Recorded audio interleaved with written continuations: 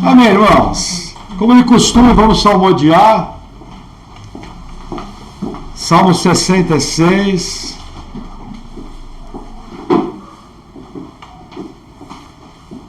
Diz assim a palavra do Senhor: celebrai com júbilo a Deus todas as terras, cantai a glória do seu nome, dai glória ao seu louvor. Dizei a Deus: quão tremendo és tu nas tuas obras, pela grandeza do teu poder se submeterão a ti os teus inimigos. Todos os moradores da terra te adorarão e te cantarão o teu nome. Vinde e vede as obras de Deus, é tremendo nos seus feitos para com os filhos dos homens. Converteu o mar em terra seca, passaram o rio a pé, ali nos alegramos nele. Ele domina eternamente pelo seu poder, e os seus olhos estão sobre as nações. Não se exaltem os rebeldes. Bendizei, povos, ao nosso Deus, e fazei ouvir a voz do seu louvor, ao que sustenta com vida a nossa alma, e não consente que sejam abalados os nossos pés. Pois tu, ó Deus, nos provaste, tu nos afinastes como se afina a prata, tu nos pusestes na rede, afligiste os nossos lombos, fizeste com que os homens cavalgassem sobre as nossas cabeças. Passamos pelo fogo e pela água, mas nos trouxeste a um lugar espaçoso. Entrarei em tua casa com holocaustos, pagar-te-ei os meus votos, os quais pronunciaram os meus lábios, e falou a minha boca quando estava na angústia. Oferecer-te-ei holocaustos gordurosos com incenso de carneiros, oferecerei novilhos com cabritos. Vinde e ouvi todos os que temeis a Deus, e eu contarei o que ele tem feito à minha alma. A ele clamei com minha boca, e ele foi exaltado pela minha língua. Se eu atender a iniquidade no meu coração, o Senhor não me ouvirá, mas na verdade Deus me ouviu, atendeu a voz da minha oração. Bendito seja Deus, que não rejeitou a minha oração, nem desviou de mim a sua misericórdia. Até aqui. Amém. Vamos ao nosso texto base, livro do Gênesis, capítulo 26. Eu vou estar lendo a nossa liturgia e vamos orar. Gênesis 26.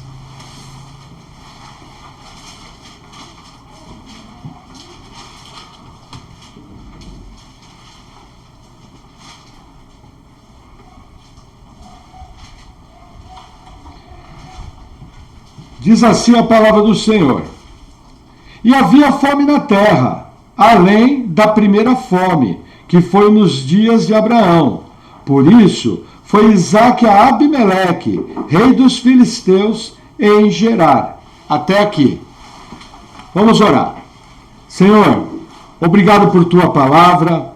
Eu oro em nome de Jesus pedindo pela minha vida e pedindo pela vida dos meus irmãos, que o Senhor venha nos edificando, que nós possamos ter entendimento e sabedoria vinda de Ti, que o Senhor venha me capacitando, Senhor, a transmitir a palavra com graça, que eu possa estar falando através do poder do Teu Espírito Santo e que eu possa estar falando ao coração dos meus irmãos, de maneira bíblica. Senhor, vem com o Teu poder, edificando Tua igreja. Em nome de Jesus, amém. Amém, irmãos. Chegamos no capítulo 26 do Gênesis. E assim, é muito importante você entender a maneira que Moisés está escrevendo aqui o livro. O que acontece? Nada da palavra de Deus é à toa. Então, o que Moisés está querendo nos mostrar é que em Isaque está acontecendo a continuidade das bênçãos e a continuidade da promessa. Na verdade, a gente vê um retrato da vida de Isaque muito parecido com o retrato que nós vimos em Abraão. Outro dia eu estava ouvindo o pastor Marcos Branconato falando, e ele falou, o escritor do Gênesis quer nos mostrar o Abraão Júnior. Porque o que a gente percebe que Deus está fazendo nos dias de Isaac é extremamente parecido com o que ele fez nos dias de Abraão. Por quê? Porque existe uma promessa que foi feita lá no Gênesis capítulo 3, versículo 15, que a semente da mulher esmagaria a cabeça da serpente. Nessa promessa, Deus fala dos descendentes da mulher e Deus fala da semente da serpente. Até hoje, essa batalha é real. Na verdade, na história bíblica, na história humana, a gente percebe muito claramente Deus e o seu povo, e infelizmente aqueles que não conhecem o Senhor, sem saber, servindo aos propósitos do maligno. E essa luta é presente em vários capítulos do Gênesis. E como ela aparece? Ela não aparece na forma de um diabão. Pode acontecer? Pode. A gente sabe que existe atividade maligna, mas não é essa a regra natural de Deus trabalhar. Na verdade, os maiores obstáculos espirituais que nós temos são na nossa vida cotidiana. Eles têm uma capacidade de atrapalhar a nossa fé, muitas vezes de gerar dúvida, muitas vezes de gerar tristeza, muitas vezes de gerar incerteza. E isso é fruto do quê? Isso é fruto das mentiras do maligno. Porque o tempo todo ele quer fazer com que o problema cresça e que a sua fé no poder de Deus diminua. E o que acontece aqui? O livro do Gênesis é interessante. Existe uma palavra em hebraico que é toledot.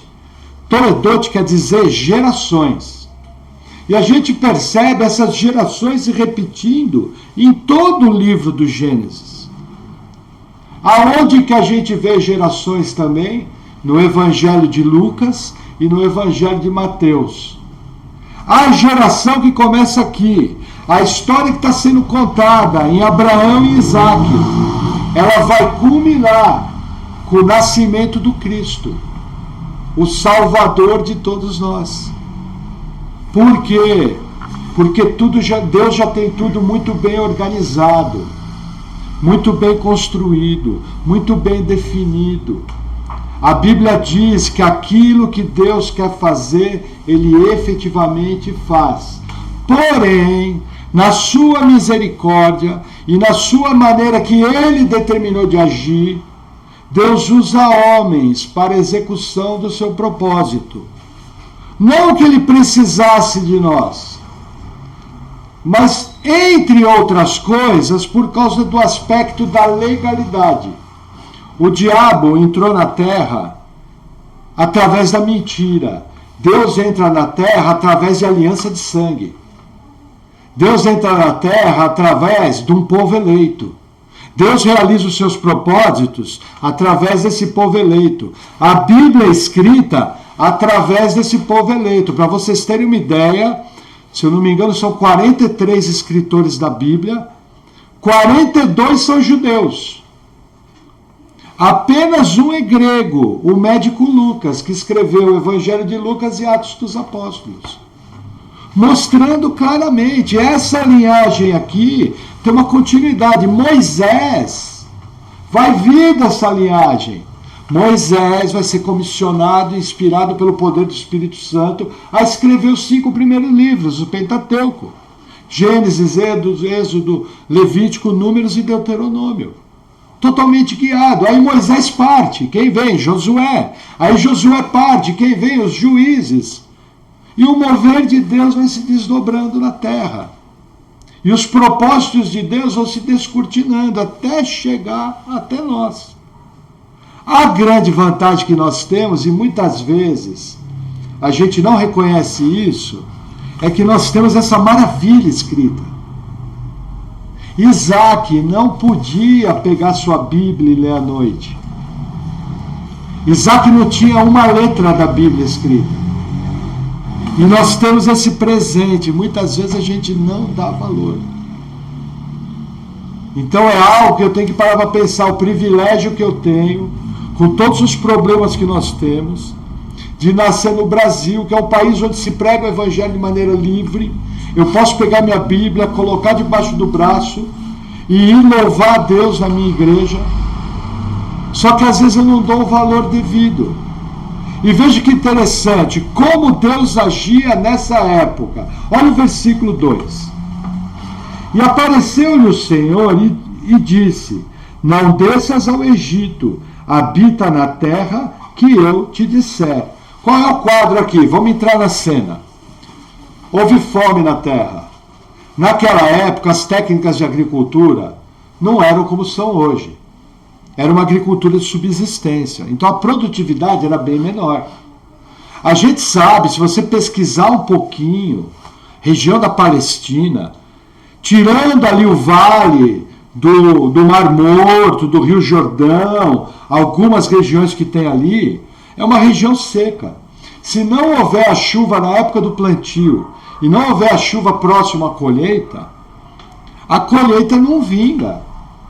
E o que acontece? Da mesma maneira que nos dias de Abraão aconteceu fome, isso acontece nos dias de Isaque. E Isaque aqui, ele está habitando entre os filisteus.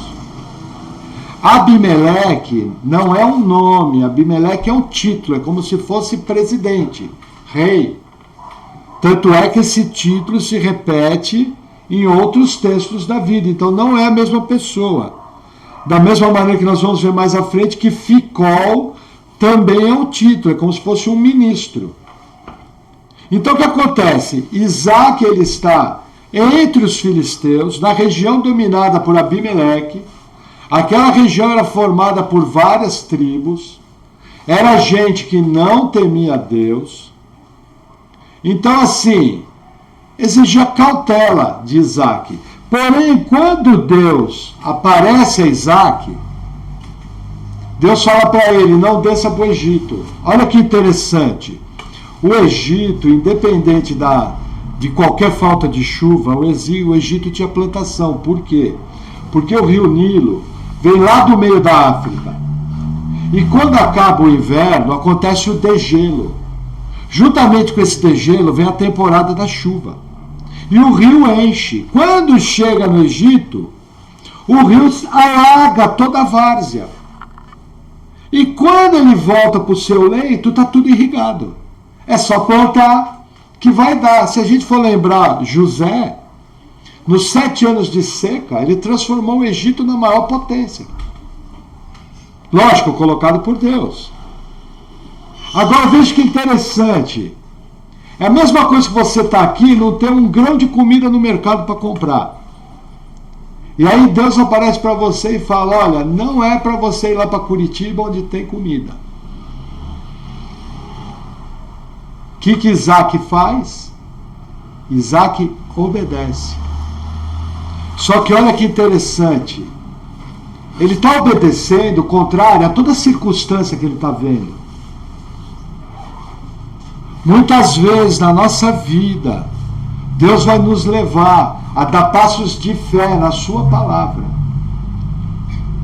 e tomar decisões com algum grau de ousadia, onde eu sei que aquilo é uma direção clara de Deus, mas que, porém, aos olhos naturais, não é uma decisão fácil. Isso é muito comum em toda a Bíblia. E a gente vê acontecer repetidamente. Mas vamos ver o que vai acontecer. Vamos seguir. Versículo 3.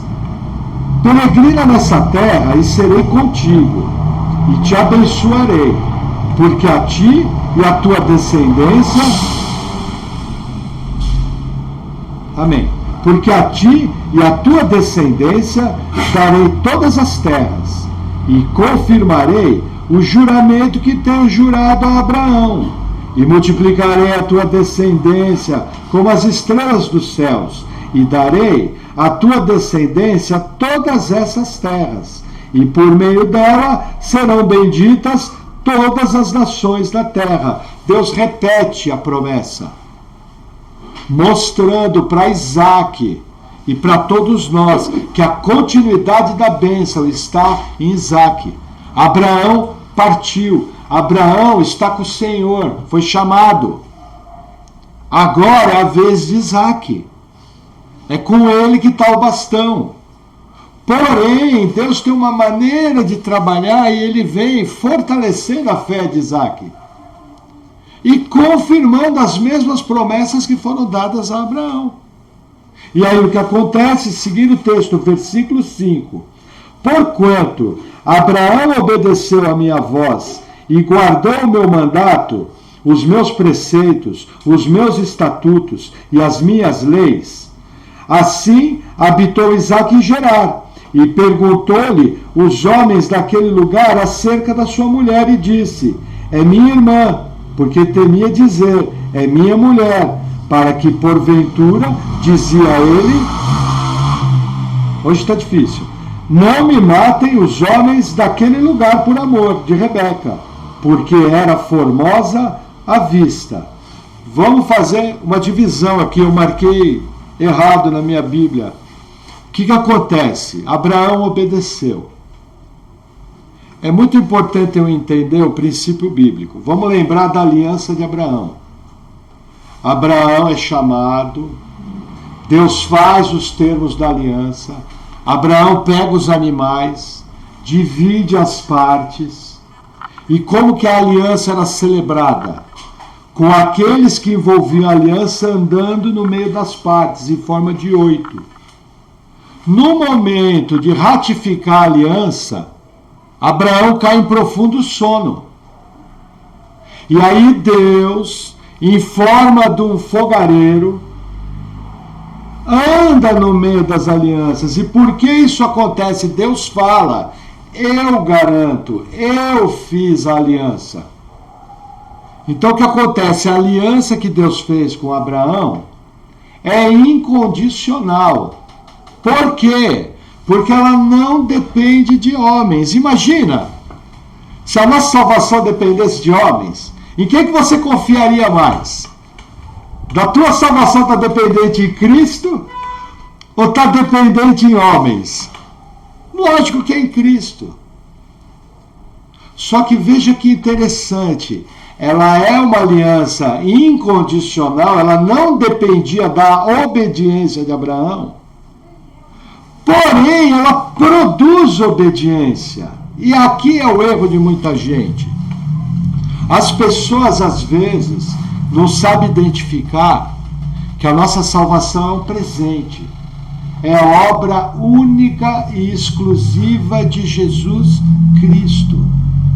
A glória da nossa salvação é somente de Cristo. O poder da nossa salvação é somente de Cristo. Mas isso, de maneira nenhuma, não quer dizer que o fato de eu crer não vai gerar consequências. E a principal consequência de quem crê é que ele obedece. Por isso que eu e boa parte da igreja, de alguns estudiosos, entendem o seguinte: assim, essa história de crente desviado, de crente mimimi, não tem. Porque o cara que é crente de verdade, com todos os defeitos dele, com toda a falha dele, com toda a dificuldade do dia a dia, ele agarra em Cristo e não solta.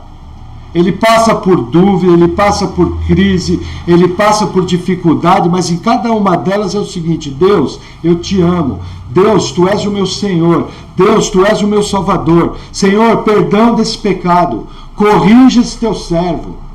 Senhor, que eu ande no temor da tua palavra. Eu não posso inverter o sentido aqui e dizer que Abraão foi abençoado porque obedeceu. Não! Abraão obedeceu porque ele creu. Veja, lembra da época da tua salvação. Você estava perdido, cego. A partir do momento que você creu, começou a acontecer alguma mudança, em algum grau. E a sua vida começou a entrar num processo de transformação que é diário. E está acontecendo até hoje. A pessoa que diz que serve ao Senhor e não tem mudança, não tem transformação, não obedece a palavra, gente, tem que questionar a salvação.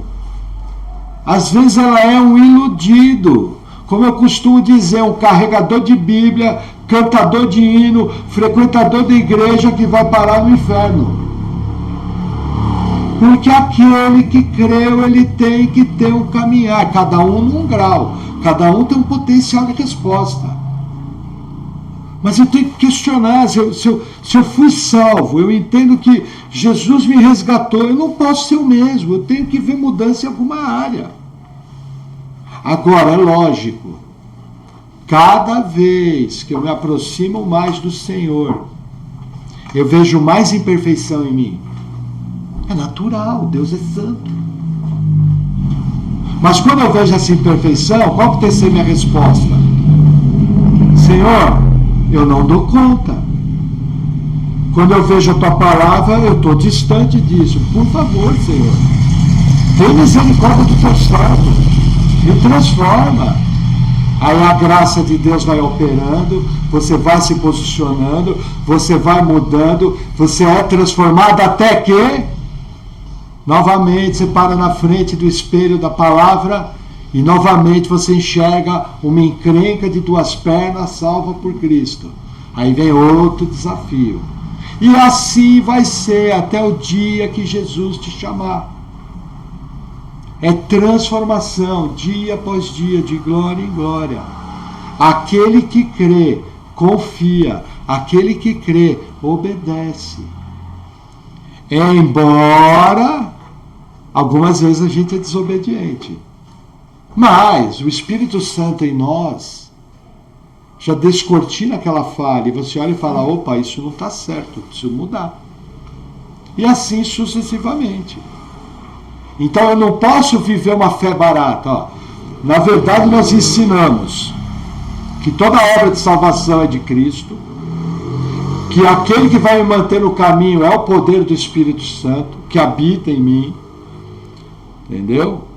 Porém, isso não quer dizer que é uma fé barata. Isso não é fé. Fé bíblica é uma fé que tem responsabilidade, que tem obediência e que tem continuidade. Lógico, a pessoa às vezes pode se afastar momentaneamente da igreja, mas eu já expliquei. Se a pessoa nasceu de novo da água e do Espírito e ela se afastar da igreja, 3 coisas vão acontecer. A chibata vai comer no lombo e ela vai voltar. Nem, como eu costumo dizer, adoro essa ilustração, nem que seja de carrinho de mão, ela volta para a igreja, literalmente como eu falei, só os pedacinhos. Ou, como diz 1 Coríntios 11, Deus vai recolher. E a terceira opção, não vai acontecer nada. Se não está acontecendo nada, nunca foi salvo. Porque a Bíblia fala em Hebreus que Deus disciplina os seus filhos. Se você é filho, você vai ser disciplinado. E olha, glória a Deus pela disciplina. Glória a Deus pela disciplina. Quer dizer que você é filho, pô.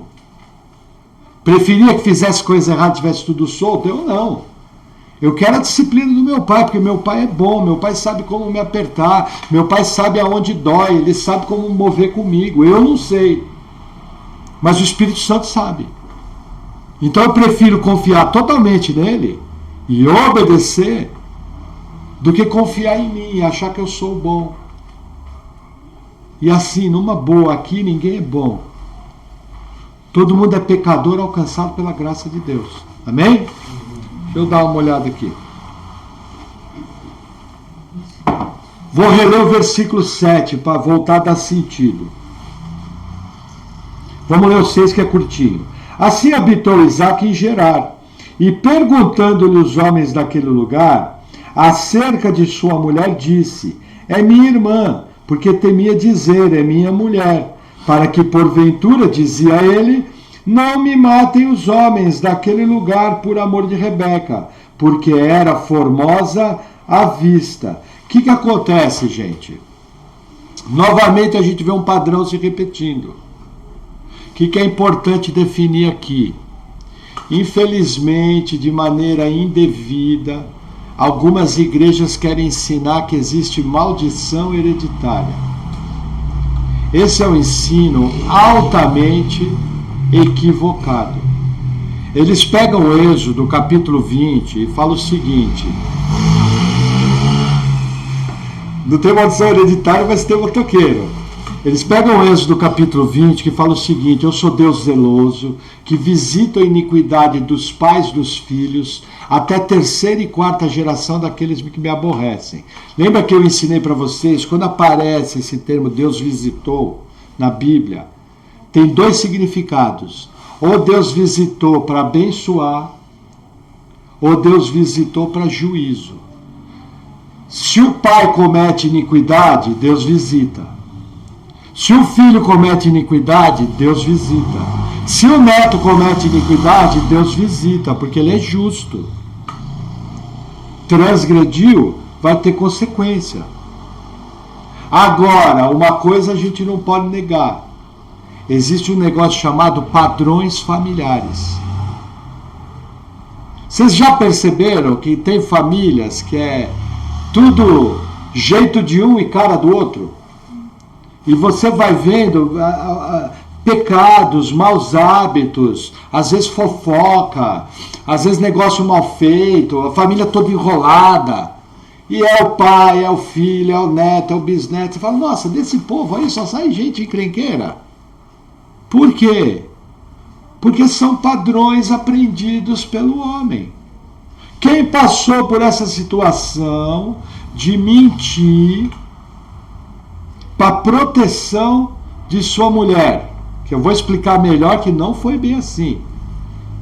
Abraão chegou e falou, Sara é minha irmã, e ela era irmã dele, do mesmo pai. Já expliquei para vocês. Naquela época era permitido e era comum se casar entre as famílias. Não havia a lei de Moisés escrita proibindo o incesto. Não havia Mateus 5,32 falando da porneia, que são as relações sexuais ilícitas. Hoje é vetado o casamento entre parentes próximos, como irmãos, tios, sobrinhos, essas coisas. Naquela época não havia, nós estamos falando de 4.000 anos atrás. Não tinha nem Bíblia. Mas o que acontece? Isaac não era irmão de Rebeca. E esse, olha, incrível, né? Esse homem justo, que por 20 anos, ele orou para que sua mulher deixasse de ser estéril. Um homem de Deus, herdeiro da promessa, mentiu. E por que a Bíblia registra isso? Para mim é bem claro. Estava ouvindo hoje o pastor Mauro Meister falando. E ele falou o seguinte, gente, acorda, Deus não tem super-herói na Bíblia. Com Deus não existe super-herói. Deus é o Deus dos imperfeitos. Deus é o Deus daqueles que precisam dele para realizar o propósito. Gente, Isaac, o irmão aqui é de Deus. E na primeira oportunidade ele mente. E o que é pior, nós vamos ver a narrativa mais à frente. Ao mentir sob o pretexto de proteger Rebeca, na verdade ele estava com medo e estava protegendo a si mesmo. Porque qual era o medo dele? Que algum homem daquela região, lembra? Região dos filisteus, só tinham ímpios, poderia matar Isaac e tomar Rebeca por esposa, porque ela era muito bonita. Só que o que acontece? Isaac, vamos fazer a conta, vamos lá, onde está Isaac? Deus não tinha acabado de prometer para ele que daria descendência? Deus não tinha acabado de prometer para ele que a terra ia ser dele? O próprio Deus, ao vivo e a cores. Se Deus prometeu a descendência, quem é a esposa de Isaac? Rebeca. Para ela ter descendência, tinha que ser dela e Isaac. Percebe a incredulidade de Isaac? Deus aparece para ele, Fala tudo que falou e na primeira oportunidade ele mente. Com medo do quê? De ser morto. Mas eu pergunto, um morto gera descendência? O que Deus está nos ensinando aqui? Que na vida do cristão pode acontecer crises de fé que muitas vezes vão gerar incredulidade. Por isso que você precisa do Espírito Santo. Agora, nós temos que entender uma diferença entre Isaac e nós. No Antigo Testamento, o Espírito Santo habitava com os salvos. Qual que era a oração de Davi? Senhor, não retires de mim o teu Espírito. No Novo Testamento, nós somos selados com a promessa do Espírito Santo, que é o que garante a nossa salvação. E ele habita em nós. Então, para nós, é muito mais fácil lidar com crises de incredulidade do que para Isaac. Tem que dar um desconto aqui. Eu tenho uma igreja. Que igreja que Isaac frequentava? Eu tenho irmãos mais maduros. Eu tenho os obreiros. Eu tenho um presbítero que é designado por Deus para pastorear a igreja, que tem o dever de me orientar. Eu tenho uma Bíblia. Então é muito mais fácil enfrentar a crise. Mas o bacana da palavra de Deus é que Deus não esconde pecado debaixo do tapete. Inclusive, na genealogia de Jesus, tem Raabe, ex-prostituta, Batseba, adúltera, e Rute, uma moabita, mendiga. Por que Deus faz isso? Entre aspas, naquela genealogia estamos eu e você. Nos patriarcas tem a mesma realidade. Homens imperfeitos, alcançados pela graça de Deus, que pela manifestação do poder de Deus conseguem realizar a sua obra. Só por causa disso. Não é porque você é bom, pastor, eu sou transformado. Meu irmão, segura a onda, porque a rasteira vai vir para você não confiar no teu braço. Jamais confie em ti. Essa semana eu passei por uma situação, estou passando, os irmãos estão orando, né?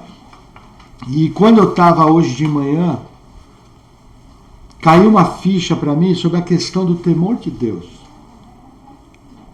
Gente, às vezes a gente não tem entendimento do que é o temor de Deus.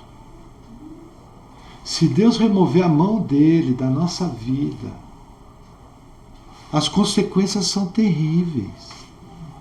Não sobra nada. Tem gente com a vida destruída, catando caco até agora. Deus não precisou mexer um dedo, ele só tirou a mão. E eu lembro, agora no meu caso, isso é pessoal. De manhã vem um sentimento tão forte de temor de Deus. Eu orei assim para Deus, falei, Deus, ó, não permita que eu erre. Não permita. Porque é terrível a gente cair na mão de estar sem a graça de Deus. A gente deveria acordar de manhã e deveria se dirigir a Deus com toda humildade. Porque o que mantém a gente no caminho, o que nos sustenta, é a graça de Deus, é a mão dele. Só que a gente acorda, vai vivendo a milhão, vai vivendo nossas vidas, vai cuidando da nossa vida e esquece de Deus.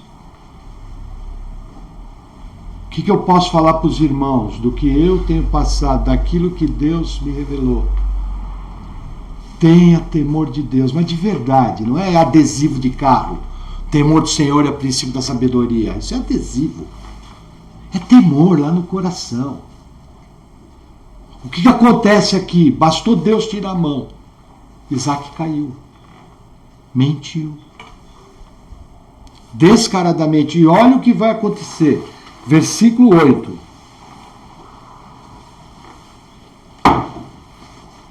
E aconteceu que, como ele esteve ali muito tempo, Abimeleque, rei dos filisteus, olhou por uma janela e viu. E eis que Isaque estava brincando com Rebeca, sua mulher. Então chamou Abimeleque a Isaque e disse: eis que na verdade é tua mulher. Como, pois, disseste minha irmã? E disse-lhe Isaque: porque eu dizia, para que eu porventura não morra por causa dela. E disse Abimeleque: que é isso que nos fizeste? Facilmente se teria deitado alguém deste povo com aquela tua mulher, e tu terias trazido sobre nós um delito. E mandou Abimeleque a todo o povo, dizendo: qualquer que tocar nesse homem ou em sua mulher, certamente morrerá. Olha que interessante. No caso de Abraão, Deus se revelou em sonho. E aí o rei enxergou, Faraó também enxergou, não sabemos se foi em sonho. Aqui nesse caso, Deus revelou através das circunstâncias. Gente, presta atenção. Tem circunstância que está revelando as coisas na sua frente e você não está enxergando. Preste atenção nas circunstâncias. As atitudes revelam o que vai no coração das pessoas. Acorda, pede discernimento para o Espírito Santo, pede sabedoria. Aqui é a prova viva disso, que Deus revela as coisas também através das circunstâncias. O que deve ter acontecido? De uma maneira que nós não sabemos, Abimeleque presenciou Isaque brincando de alguma forma com Rebeca, provavelmente dando uns abraços, dando uns beijos, aquelas brincadeiras de marido e mulher, que Isaque era um marido amoroso, amava sua mulher por inteiro. Abimeleque viu e olhou de maneira clara, porque a conotação aqui é conotação sexual. Não era qualquer tipo de brincadeira, era brincadeira entre marido e mulher, não que estava havendo uma relação sexual, não é isso. Tenta imaginar quando a gente vai nos filmes, a mocinha sai daquela bonita fazenda e vai colher água. E aí o herói do filme, aquele marido bonitão, vem com o machado e aí corre atrás dela para pegar água e abraça ela. Esse é o quadro. Esse tipo de brincadeira. E aí o que acontece? Isaque confessa o seu medo. E olha como a atitude de Isaque ao se proteger expôs Rebeca. Abimeleque confirma o medo e fala: facilmente algum dentre nós se deitaria com sua esposa. Se não é a mão de Deus garantindo a promessa, isso teria acontecido. E sabe o que seria a consequência? Jesus não viria dessa genealogia. Só que Deus, o Todo-Poderoso, é que garante as promessas que Ele mesmo determina. Ele é Deus. E mesmo num povo, entenda como funcionava essa sociedade aqui. Eram várias tribos que formavam um clã. Esse clã tinha um governante. Se alguma outra tribo invadisse a terra, e é o que Isaque fez, seria muito comum acontecer um massacre, uma chacina, estupro. E as mulheres serem todas levadas, e as crianças levadas como escravo. Entre aspas, Isaque era um invasor, mas aí nós vamos ver a maneira de Deus agir mais à frente no texto. Mas Isaque, maridos, jamais coloque suas esposas em posição de risco pela sua covardia. O Novo Testamento vai mais longe e fala o seguinte: maridos, amai vossas esposas como Cristo amou a igreja, a ponto de dar sua vida por ela. Quem tem que levar pancada é você. Quem tem que dar cara para bater é você. Hoje em dia nós estamos vivendo uma crise de masculinidade. Estão criando homens afeminados, que não representam a verdade sobre o homem de Deus na Bíblia. Quando eu estava preparando a palavra, estudando, lendo, eu lembrei de Gênesis 6. E houve na antiguidade varões de renome, guerreiros de renome. A palavra varões ali é gibor, no hebraico, quer dizer guerreiro, mostrando o quê? Uma das características do homem de Deus é ser guerreiro. Quando eu falo ser guerreiro, não é bater em mulher, não é cuspir no chão, não é ser estúpido, não é ser grosseiro. Mas é estar preparado para aguentar o repuxo, para liderar uma casa, para tomar pancada primeiro, para ser um homem de Deus de verdade. Agora, graças a Deus pela Bíblia, a Bíblia mostra que um dos maiores homens de Deus teve problema nessa área. Mas ele está no panteão dos heróis da fé. E olha que bacana, um dos nomes de Deus é Temor de Isaac. Já pensou? Se eles falassem o Eterno, Deus Altíssimo, Todo-Poderoso, Temor de Maurício? Eu não ia dormir mais o resto da vida. Percebe a beleza da palavra de Deus? Ao mesmo tempo em que ela critica algo, mostra que está errado, ela pega aquela mesma pessoa com todas as suas dificuldades e joga lá em cima, porque é o poder de Deus operando. Mas cabe a mim, quando perceber uma atitude errada, pedir graça de Deus e fazer meu papel como homem. Lembra que na palavra de Sara eu falei, mulheres, hoje eu vou falar com vocês. Mulher de Deus não se veste assim, não tem essa postura, tem doçura, tem educação. Mas maridos, espero que vai chegar a vez de vocês. Chegou hoje. E esse é o nosso papel, esse aqui é o alvo. Dá a cara para bater. Você não consegue? Eu também não, mas a graça de Deus operando em nós consegue. Amém? Vamos seguir, versículo 12. E semeou Isaac naquela mesma terra, e colheu naquele mesmo ano 100 medidas, porque o Senhor o abençoava. Olha a bênção de Abraão aqui. Versículo 13. E engrandeceu-se o homem, e ia enriquecendo, até que se tornou muito poderoso. E tinha possessão de ovelhas, e possessão de vacas, e muita gente de serviço, de maneira que os filisteus o invejavam. E todos os poços que os servos do seu pai tinham cavado nos dias do seu pai Abraão, os filisteus entulharam e encheram de terra. Disse também Abimeleque a Isaque, aparta-te de nós, porque é muito mais poderoso se tens feito do que nós. O que acontece, gente? Inveja é um dos males. Entendeu? A inveja não quer que o outro prospere.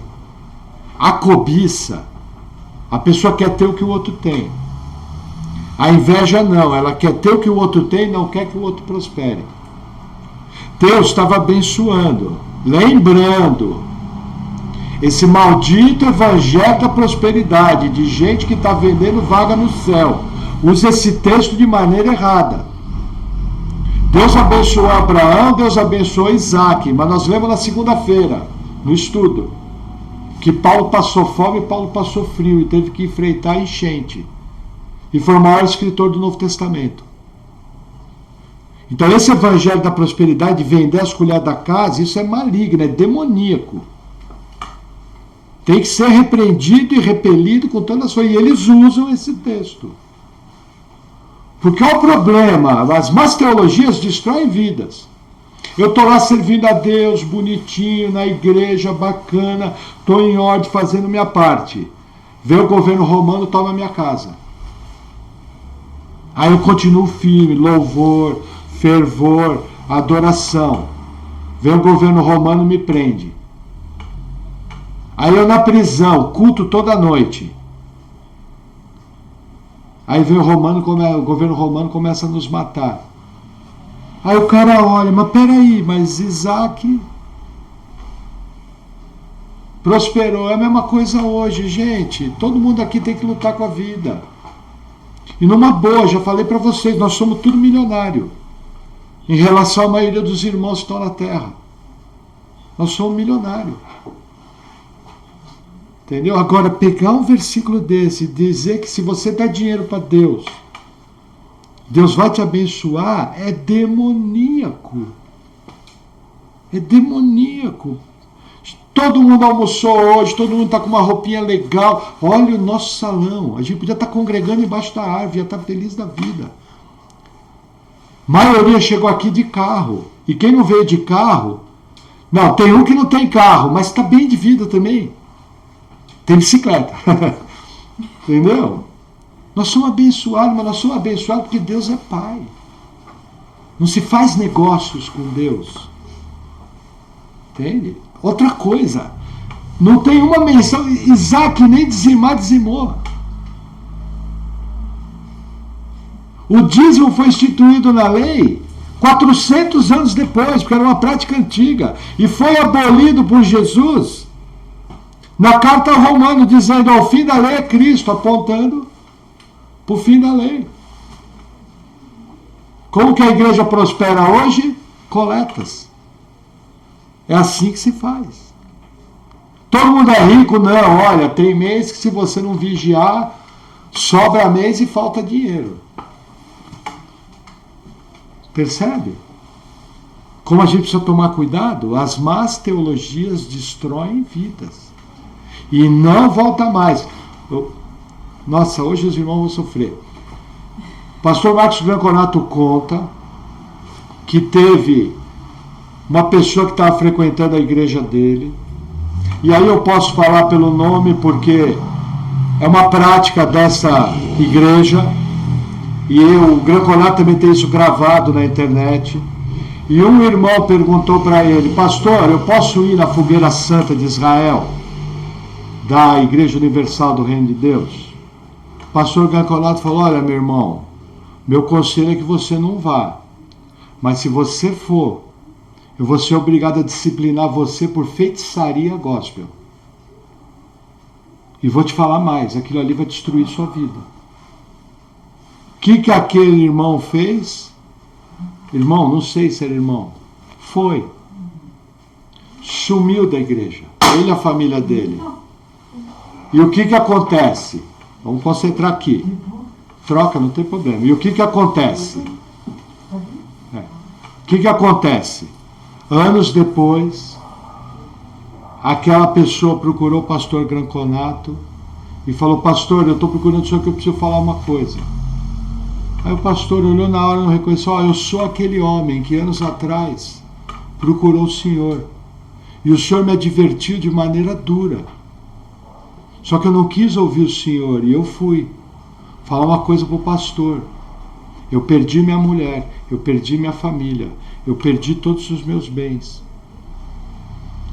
E eu estou à beira de fazer uma besteira, só que eu precisava vir aqui falar isso para o pastor. Aí o Branconato achava que ele ia voltar para a igreja. E infelizmente ele não voltou. Mas foi advertido. Gente, é só ler 2 linhas da Bíblia que você entende. Percebe? Eu tenho que tomar muito cuidado com aquilo que eu creio. Deus abençoa, abençoa. Mas oferta é espontânea. Sabe? Outro dia eu estava conversando com um irmão que queria ajudar com a oferta para o computador. Entendeu? Eu falei: irmão, ó, por favor, não ajude. Eu sei que você quer ser abençoado, ó, faz o seguinte, depois você faz alguma coisa para alguém da igreja, algum irmão, serve de alguma forma. No momento agora, você está com as contas apertadas. E qualquer dinheirinho vai fazer falta para você. Obrigado.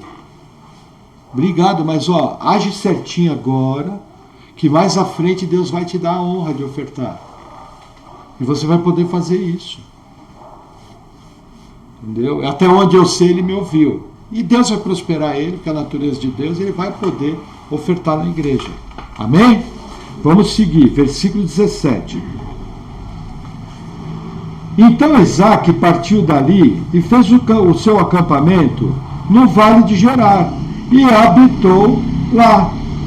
E tornou Isaac e cavou os poços de água que cavaram nos dias de Abraão seu pai, e que os filisteus entulharam depois da morte de Abraão, e chamou-os pelos nomes do que os chamara seu pai. Cavaram, pois, os servos de Isaque naquele vale, e acharam ali um poço de águas vivas. E os pastores de Gerar porfiaram com os pastores de Isaque, dizendo: essa água é nossa. Por isso chamou o nome daquele poço Ezeque, porque contenderam com ele. O que começou a acontecer? Não só invejaram, começaram a agredir. E agredir de uma forma para remover a logística. Veja, cavar um poço é difícil. Recavar é o dobro, porque eles entulharam os poços. É muito mais difícil, o trabalho é muito maior. Só que aqui a gente aprende uma coisa com Isaac. Veja, se Abraão, com 318 homens, foi capaz de derrotar 5 reis, Isaac era muito forte. Se Abimeleque chegou e falou: aparta-te de nós, porque tu és muito poderoso, Isaac era forte. Subentendido no texto, não está escrito, a gente percebe que Isaac tinha condição de guerrear contra eles. Só que olha que interessante, ele não fez isso. Por quê? Gente, abre o olho, se desvia dos homens maus. Lembra no Novo Testamento? No que depender de vós, buscai a paz com todos. Você não precisa ser trouxa, sabe? Mas se desvia, pula fora, saiba o que fala. Não mede frase errada. Pensa para falar, pensa para fazer negócio. Estão querendo te prejudicar, se afasta, não faz o negócio, pula fora. Não, mas depois eu vou brigar na justiça, quem garante? Pode dar uma besteira. A gente viu gente que não presta, fica longe. Viu coisa que pode estar errado, se afasta, mesmo que você tenha alguma condição. Como diziam os antigos, é melhor prevenir do que remediar. É o que Isaac está fazendo aqui. Ele está sendo duramente perseguido. Pode olhar para a sua vida, com certeza já teve gente que o papel dele era te prejudicar. E isso é o que acontece, as pessoas invejam, as pessoas são más. Crente nunca vai ser simpático ao mundo. Lembra que Jesus falou: pastor, base bíblica. Palavras de Jesus. O mundo vos odiará, porque odiou a mim também. Jesus pode mentir? Não, então não entra nesse papo. A pessoa pode até falar: nossa, legal, hein? O que a igreja está fazendo aí na sua vida, bacana. Se ela cresce de verdade, estava sentado aqui. Ela pode até achar legal, mas ela não crê, porque se cresce estava aqui. Essa é a grande prova. Amém? Vamos mais um pouquinho. Versículo 21. Então cavaram outro poço, e também porfiaram sobre ele.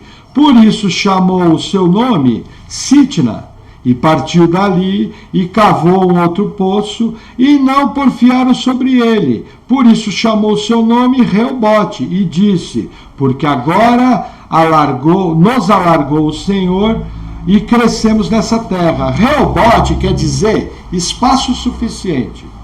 E aí Isaac ficou por lá. Aí versículo 23. Depois subiu dali a Berseba, e apareceu-lhe o Senhor naquela mesma noite e disse: eu sou o Deus de Abraão teu pai, não temas, porque eu sou contigo, e abençoar-te-ei, e multiplicarei sua descendência, por amor de Abraão seu servo. Então edificou ali um altar, e invocou o nome do Senhor, e armou ali a sua tenda. E os servos de Isaque cavaram ali um poço. O que acontece? Novamente Deus aparece para Isaque. E como era hábito de família, que ele aprendeu com seu pai, ele fez um altar de adoração. Adoração familiar. A nossa maior responsabilidade como pais é ser usados pela graça de Deus e transformar nossos filhos em discípulos do Senhor. E a gente percebe que isso aqui aconteceu com Isaac. Ele servia a Deus conforme aprenderam com seu pai. Pais e mães, o que os seus filhos têm aprendido sobre Deus com você? Tenho que responder para o meu travesseiro. Vamos seguir. Deixa eu limpar aqui a garganta. Versículo 26. E Abimeleque veio a ele de Gerar, com Alzate, seu amigo, e Ficol, príncipe do seu exército. E disse-lhes Isaque: por que viestes a mim? Pois que vós me odiais e me repelistes a vós?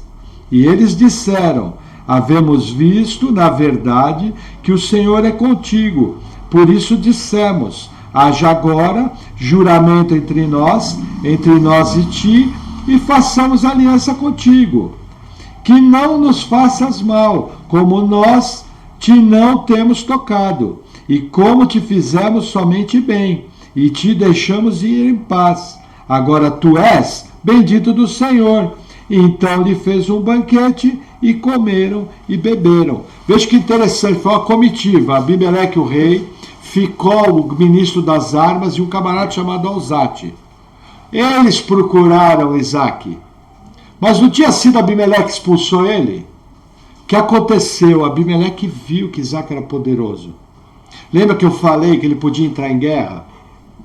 O que Abimeleque faz? É melhor um inimigo conquistado do que ser derrotado. Olha que interessante, Abimeleque também não era bobo. Mostra que Abimeleque tinha sabedoria. Quando ele vê Isaque crescer, ele vai fazer uma aliança. No que depender de vós, buscai a paz com todos. Gente, foge de encrenca. Outro dia estavam me contando uma história, um vizinho foi fazer uma reclamação para outro, o vizinho já ia pegar a arma. Poderia dar uma desgraça. Não era mais fácil orar? Senhor, queima o som. Manda um raio só no som. Eu oro assim. Senhor, que queime fuzil. Eu faço umas orações malucas. Aí quem decide é Deus, não é comigo. Mas nós já tivemos casos aqui na vila em que nós oramos e o poder de Deus se manifestou. E bagunça, som, pode ver. Nossa quadra não tem bagunça com som. Mas quem é morador antigo sabe, nós oramos bastante. Nessa região, aqui essa região era macumba todo final de semana. Aí a gente saía andando na rua, orando. Tínhamos uma prática errada, a gente ungia as esquinas, isso é antibíblico, porque unção com óleo é pelos presbíteros, pelos anciãos, apenas para os doentes que não podem ir à igreja. Entendeu? Mas nós tínhamos aprendido errado, mas você vê a oração, Deus honrou. E graças a Deus nós vivemos num bairro relativamente tranquilo. Tem lugar que você descobre que não somente o rock é do diabo, mas toda aquela tranqueiraiada que está junto. Isso nos mostra que nós temos que orar, mas não é o assunto da palavra. Vamos mais um pouquinho. No versículo 30, quando fala que eles banquetearam, naquela cultura, você comer com alguém era sinal de amizade. Deixa eu perguntar uma coisa para você. Você chama qualquer um para dentro da sua casa? Chegou na porta, começa a conversar. Não, entra aí. Gente, loucura. Não pode nem passar do portão. Não pode nem passar do portão. As pessoas não podem ver o que você tem. Tem muita gente má. Vai armar contra você. Vai te pegar na quebrada. Quem a gente tem que trazer para o nosso lar? Os irmãos da igreja. Os nossos entes queridos. Aqueles amigos de amizades que foram forjadas através do tempo. O resto é portão na cara. Você é crente, mas não é bobo. Se fosse bobo, não era crente. Abre o olho. Agora Isaac chegou, recebeu, fez a aliança, comeram junto, está tudo em ordem, tudo sacramentado, vai em paz. E aí a narrativa continua, versículo 31. E levantaram-se de madrugada e juraram um ao outro. Depois os despediu Isaque e despediram-se dele em paz. E aconteceu, naquele mesmo dia, que vieram os servos de Isaque e anunciaram-lhe acerca do negócio do povo, do poço que tinham cavado. E disseram-lhe, temos achado água. E chamou Seba. Por isso é o nome daquela cidade Berseba, até o dia de hoje. Gente, perdão, Berseba quer dizer o poço do juramento. Olha que interessante. No mesmo dia que Isaac faz paz, eles encontram água. E aí Isaac já dá... Gente, água era vida, água era riqueza. Aí Isaac já dá o nome, é o poço do juramento. Ficou sacramentado aqui. Eu e Abimeleque, Ficol e Alzate fizemos um acordo de paz. Essa paz vai trazer benefício para o meu clã, para a minha vida. Eu vou habitar tranquilo, porque eu tenho paz com os meus inimigos. Seja sábio, aprenda com Isaac. O que ele fez de ruim você também aprende, mas não faz igual. Só que faz igual. E para encerrar, o versículo 34 diz: ora, sendo Esaú da idade de 40 anos, tomou por mulher a Judite, filha de Beri, Eteu, e a Basemate, filha de Elon, Eteu. E essas foram para Isaque e Rebeca uma amargura de espírito. Veja, na continuidade da genealogia, Deus começa a revelar o coração de Esaú. Esaú já vendeu sua primogenitura, nós vimos isso semana passada, desprezou. O Novo Testamento chama ele de profano e fornicador. Terrível, lá Hebreus fala isso. E nos orienta a não ser como ele. E aqui mostra o motivo. Veja, a família de Isaac só se casava dentro da família. Não pode haver mistura na genealogia do Messias. Da mesma maneira que um cristão não pode se casar com um incrédulo. É pecado. No caso, veja, falo isso com o maior temor. No caso da nossa igreja, esse tipo de caso é tratado com disciplina e exclusão. Nós não podemos permitir e abençoar uma coisa assim. Entendeu? Porque senão Jesus se volta contra nós. Hoje em dia, sabe o que o pessoal fala? Desculpe a clareza, enfia o pé na Bíblia e fala, eu não quero nem saber, eu vou ser feliz. E faz, sabe, faz as loucuras, casa tudo errado, rebenta com tudo. Já casar no Senhor é difícil. São dois pecadores vivendo debaixo da mesma casa. Pensa que nem a igreja, é um pecador conduzindo os outros pecadores. Se não é o verdadeiro pastor guiar a gente, nós estamos tudo morto. Não é isso, se não é Jesus, sobra nada aqui. Entende? Agora Esaú o que faz? Por causa dos seus apetites, por causa de não ligar para valores do reino. Aqui é algo muito maior que valores familiares, que são importantes, mas é valores do reino. Lembra, vou dar um exemplo para vocês, nós vamos estudar esse caso. Quando Jacó se acampou em Siquém, Diná, filha de Jacó, foi violentada. Já vou lembrar o nome dele, quer dizer jumento o nome dele. Já vou lembrar. Eles fizeram aliança, ó, se você circuncidar, a gente vai dar nossas esposas. O que Judá e Levi fizeram? Entraram durante Judá e Simeão entraram durante a noite do terceiro dia, mataram todo mundo. Aí você fala, nossa, que cara criminoso. É verdade, assassino. Mas evitou que a genealogia do Messias fosse maculada. Aqui, Esaú já era. Esse aqui está fora. Mas a gente já sabe, por palavras da Bíblia, que desde o ventre da mãe, Deus tinha escolhido a Jacó e não a Esaú. Simplesmente a Bíblia está nos revelando características profanas e terríveis da vida de Esaú. Existe toda uma teologia de casamento. Nós vamos tratar disso nos outros textos. Mas aqui vai começar uma segunda virada de página. A partir daqui, quando Isaac se estabelece, começa a se desenrolar a história de Jacó, a história de Esaú. Jacó vai ser tratado. Jacó vai ser levado para longe da família. Jacó vai ser transformado do suplantador, do enganador, naquele que, como príncipe, lutasse com Deus.